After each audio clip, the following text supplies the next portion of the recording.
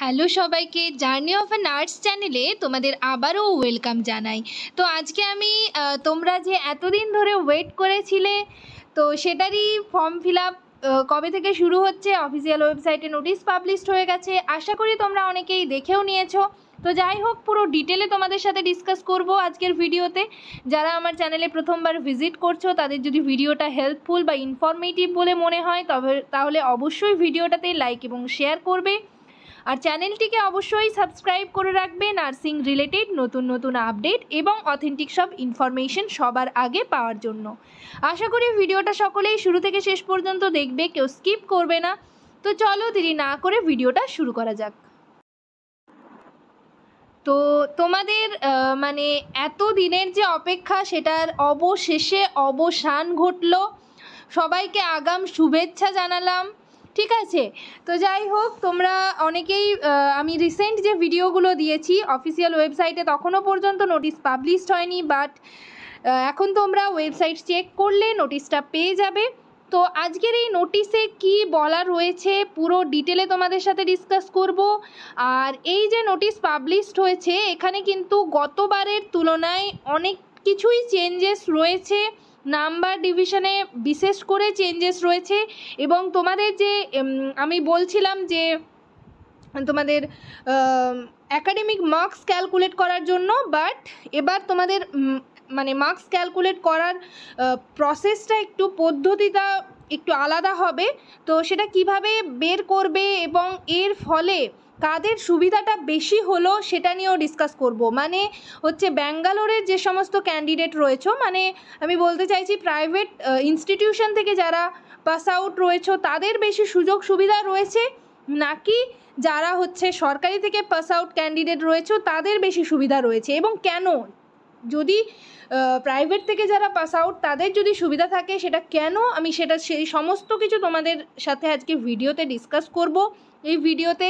আর হচ্ছে কোন ক্যাটাগরির জন্য কত সিট রয়েছে সমস্ত কিছু বলে দেব। তাছাড়াও তোমরা পিডিএফটা একটু ভালো করে পড়ে নেবে, ফর্ম ফিল আপ করার আগে ভালো করে দেখে ফর্ম ফিল আপ করবে। এবং আমি প্রত্যেকটা তোমাদের সাথে ডিটেলে প্রসেস হচ্ছে ডিটেলে ডিসকাস করার চেষ্টা করব। আর এক্সপিরিয়েন্সে কিছু চেঞ্জেস রয়েছে কিনা সেই সমস্ত কিছু ডিসকাস করব। তো চলো পিডিএফটা নিয়ে শুরু করা যাক। পিডিএফে কি রয়েছে চলো তোমাদের দেখাই।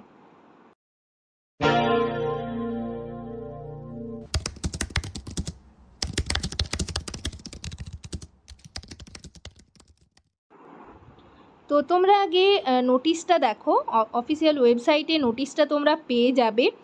দেখো এখানে স্টাফ নার্স গ্রেড 2, এটা হচ্ছে জিএনএমদের নোটিশ। তো এখানে নোটিশের ডেট দেওয়া রয়েছে 7/8/2025। আর এখানে তোমাদের ফর্ম ফিল আপের ডেট দেওয়া রয়েছে, যেটা তোমাদের আগেই আমি জানিয়েছিলাম, নিউজ পেপারে আগেই দেওয়া ছিল যেই ডেটটা। তো সেই ডেটই রয়েছে 13 তারিখ থেকে ফর্ম ফিল আপ শুরু হচ্ছে সকাল 10টা থেকে। হচ্ছে তোমরা সেপ্টেম্বরের 3 তারিখ পর্যন্ত 2টো পর্যন্ত কিন্তু 2 PM পর্যন্ত তোমরা ফর্মটা ফিল আপ করতে পারবে। বাট শেষ দিনের জন্য, লাস্ট দিনের জন্য কেউ কিন্তু বসে থাকবে না। যত তাড়াতাড়ি সম্ভব আগে ভেবে চিনতে ভালো করে ফর্মটা দেখে ফিল আপ করার চেষ্টা করবে। এবং তোমরা হচ্ছে যে কোনো ক্যাফেতেও ফর্ম ফিল আপ করতে পারো বা ফোনেও তোমরা কিন্তু ফর্ম ফিল আপ করতে পারবে। কিভাবে করবে সেটা আমি নেক্সট ভিডিওতে তোমাদের সাথে ডিসকাস করে দেব। তোমাদের যদি কোনো কোয়ারিজ থাকে অবশ্যই নিচে কমেন্ট সেকশনে কমেন্ট করে আমাকে জানাবে। তারপর দেখো এখানে কি রয়েছে। এখানে কিন্তু স্যালারিটা রয়েছে, টোটাল স্যালারি এখানে 39,500। ঠিক আছে, পে হচ্ছে বেসিক পেটা দেওয়া রয়েছে 29,800, ডিএ রয়েছে, এইচআরএ রয়েছে, এমএ রয়েছে, আদার্স রয়েছে। এগুলো তোমরা এখন মানে বুঝতে পারবে না অনেকেই, যারা আগে তোমরা জয়েন করো তারপর এগুলো সমস্ত কিছু বুঝে যাবে। ঠিক আছে, তো যাই হোক, এটা নিয়ে আমি আর বেশি কিছু বলছি না, আমাদের মেইন পয়েন্ট যেগুলো দরকার সেগুলো নিয়েই ডিসকাস করছি। মেল ফিমেল দেখো এখানে রয়েছে টোটাল সিটগুলো ডিভাইড করে বলা রয়েছে। দেখো এখানে জেন্ডার ফিমেল, জিএনএম মেলদের দেখো বলা রয়েছে। ইউআরদের জন্য সিট রয়েছে 763, মেলদের জন্য রয়েছে 85টা। ঠিক আছে, তারপর দেখো এসসিদের জন্য রয়েছে 490, ফিমেলদের, মেলদের 145, ঠিক আছে। তো এসসি গেল। এরপর দেখো রয়েছে এসটিদের জন্য রয়েছে 119 ফিমেল, আর মেলদের জন্য রয়েছে 46, ঠিক আছে। আর ওবিসি এদের জন্য রয়েছে 255 ফিমেল, আর মেলদের রয়েছে 20, ঠিক আছে, টোটাল 275। তো এই গেল মানে ভ্যাকেন্সি। এরপর দেখো এখানে আরও রয়েছে ওবিসি বিদের জন্য রয়েছে ফিমেলদের 127 আর মেলদের হচ্ছে 14, ঠিক আছে। সিট সংখ্যা তোমরা আগেই শুনেছো, ভ্যাকেন্সি কিন্তু অনেকটাই কম, গতবারের থেকে তো অনেক কম, বাট এবারে হচ্ছে তোমাদের যেহেতু এখন অনেকগুলো ব্যাচ বসে রয়েছে তার তুলনায় কিন্তু ভ্যাকেন্সি অনেকটাই কম। ইডাব্লিউএসদের জন্য নতুন করে ইডাব্লিউএসদের জন্য আলাদা করে ভ্যাকেন্সি বেরিয়েছে, ঠিক আছে। এগুলো কিন্তু ইডাব্লিউএসের জন্য আলাদা কোনো সিট ছিল না, এবার কিন্তু ইডাব্লিউএসদের জন্য আলাদা সিট রয়েছে। তাই যারা যারা ইডাব্লিউএস অ্যাপ্লাই করেছিলে তাদের কিন্তু আলাদা সিট রয়েছে। দেখো ইডাব্লিউএসদের জন্য ফিমেলদের ক্ষেত্রে 182টা সিট আর মেলদের হচ্ছে 20টা সিট, ঠিক আছে। তারপর দেখো আনরিজার্ভড পিডাব্লিউডিদের ফিমেল হচ্ছে 138, মেল হচ্ছে 12টা সিট। এসসি পিডাব্লিউডি 18টা ফিমেল সিট রয়েছে আর 2টো রয়েছে মেলদের। টোটাল তাহলে 2092টা হচ্ছে ফিমেলদের, জিএনএম ফিমেল সিট রয়েছে, আর মেলদের 344। টোটাল মেল ফিমেল মিলে হচ্ছে 2436টা সিট, ঠিক আছে। এই গেল সিট সংখ্যা, ভ্যাকেন্সি নিয়ে আমি তোমাদের জানালাম। এরপর দেখো নেক্সট কোয়ালিফিকেশানে চলে যাই, ঠিক আছে। কোয়ালিফিকেশানে এখানে কি রয়েছে দেখো, এবছর কিন্তু মার্কস ডিভিশনে অনেক কিছু পরিবর্তন ঘটেছে, সেটা তোমরা যারা দেখেছো তারা বুঝতে পারবে, যারা এখনও বিষয়টা জানোনি তারা ভালো করে বোঝার চেষ্টা করবে, ঠিক আছে।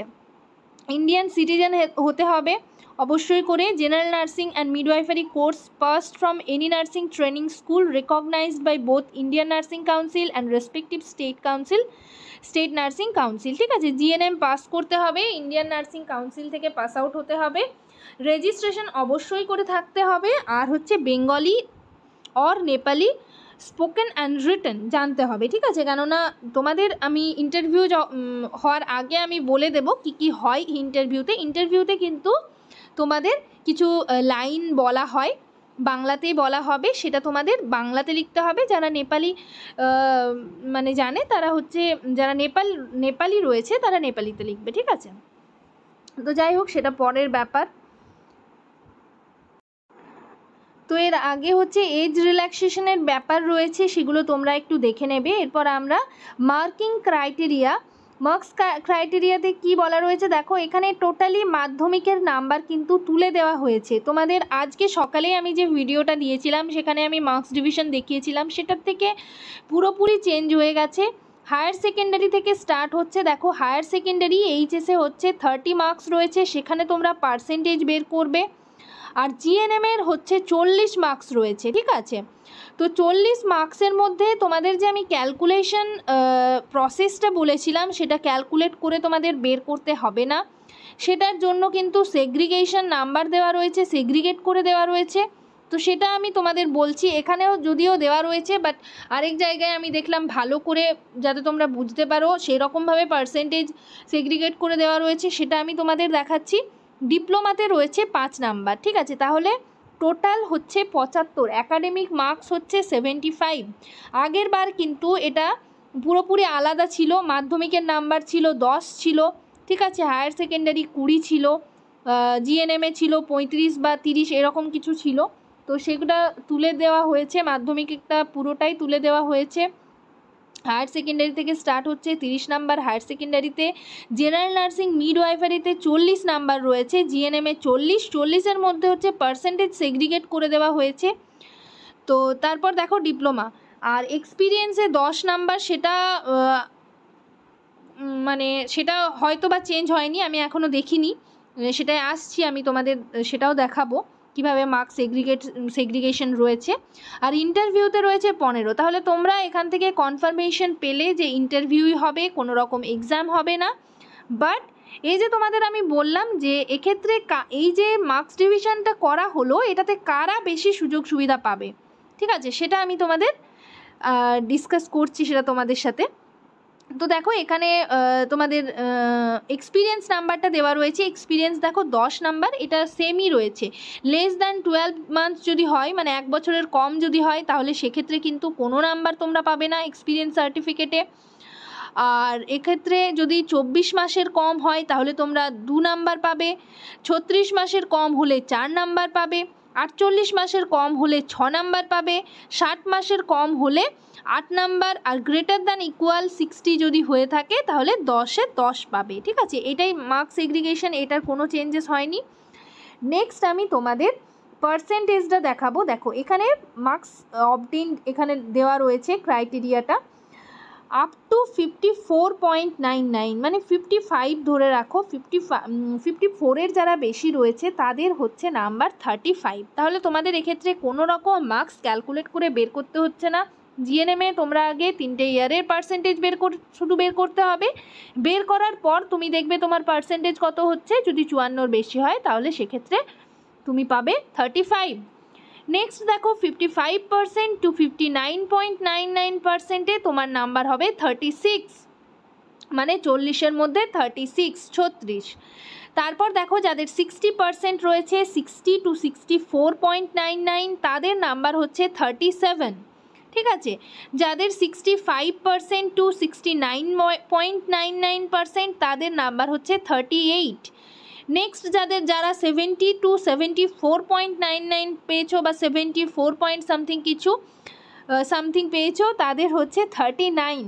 নেক্সট দেখো 75 টু 100 যাদের রয়েছে তারা পাবে 40, ঠিক আছে। যাদের 75% থাকছে তারা কিন্তু 40-এ 40 পাবে।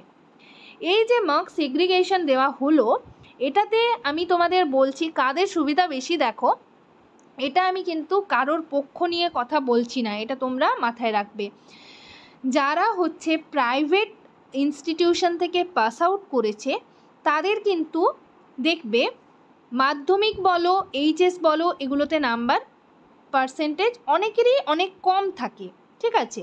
যেহেতু প্রাইভেটে সেরকম কোনো ক্রাইটেরিয়া নেই, 40% নাম্বার থাকলেও তুমি প্রাইভেটে জিএনএম হচ্ছে কমপ্লিট, মানে জিএনএম কোর্স কমপ্লিট করতে পারবে, বাট সরকারিতে হচ্ছে তারা কিন্তু চান্স পাবে না। তাহলে এক্ষেত্রে তাদের সুবিধাটা হচ্ছে, কেননা সুবিধাটা কোথায় হচ্ছে সেটা তোমাদের বলি।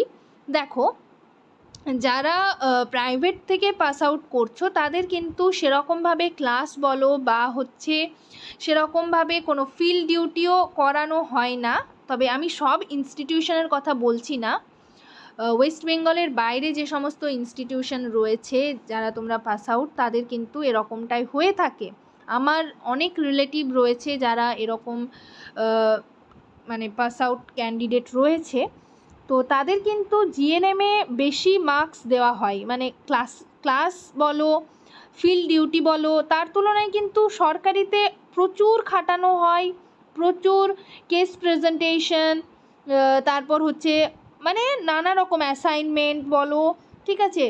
আজ এক্সাম হচ্ছে, কাল ক্লাস হচ্ছে, ক্লাস তো হয়েই যাচ্ছে, তার সাথে সাথে ডিউটি থাকছে, নাইট করতে হচ্ছে, তার সাথে সাথে এক্সামও হচ্ছে, তার সাথে কেস প্রেজেন্টেশন, হেলথ টক, ঠিক আছে, ফিল্ড ডিউটি, এগুলো সমস্ত কিছুর পাশাপাশি, তাহলে সেখানে কিন্তু নাম্বারটা কিন্তু অনেকটাই কমে যায়, ঠিক আছে। নাম্বার মানে যেরকম পড়াশোনা করবে সেরকম হিসাবে নাম্বার দেওয়া হয়, বাট প্রাইভেটে কিন্তু সেরকমটা হয় না। তো সেক্ষেত্রে আমার মনে হয় যে এটাতে কিন্তু যারা মানে প্রাইভেট ইনস্টিটিউশন থেকে পাস আউট তাদের একটা মানে খুব বড় সুযোগ রয়েছে, ঠিক আছে। যে এটাতে হচ্ছে কি সুযোগ, দেখো আগের বারে কি হচ্ছিল যে তোমার যদি ধরো 55.2 বা 55.5 নাম্বার থাকছে, তাহলে সেক্ষেত্রে তুমি যখন পার্সেন্টেজটা ক্যালকুলেট করছো তখন কিন্তু তোমার 0.5 হয়তো বা বাড়ছে, মানে এইভাবে কারোর ধরো 0.5-এর সাথে ডিফারেন্স থাকছে, কেউ 55.5 পেলো, কেউ 55 পেলো, তাহলে সে ডিফারেন্সটা হচ্ছে। বাট এক্ষেত্রে যেহেতু মার্কস সেগ্রিগেট করে দেওয়া রয়েছে, সেক্ষেত্রে কিন্তু কারোর কোনো পয়েন্টের হেরফের হচ্ছে না।